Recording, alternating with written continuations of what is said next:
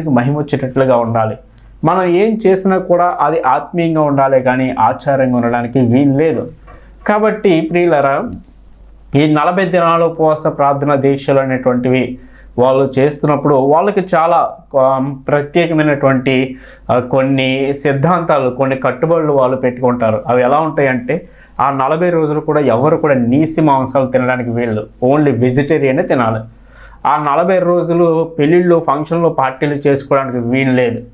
ఆ 40 రోజులు పురుషులు, అది ఒకవేళ మందు త్రాగేటటువంటి వాళ్ళు మద్యపానం కానీ, ధూమపానం కానీ అలాంటివి కూడా చేయడానికి వీలు లేదు. ఆ 40